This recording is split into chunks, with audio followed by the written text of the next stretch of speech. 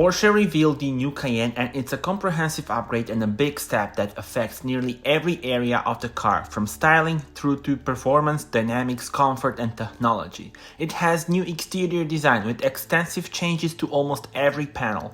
Some of the highlights include more athletically styled fenders, a new hood and redesigned headlights, as well as the three-dimensional design taillights and rear fascia with integrated license plate holder.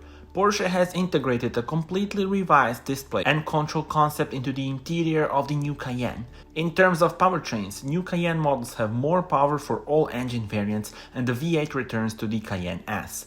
Tell me in the comments, how do you like this model?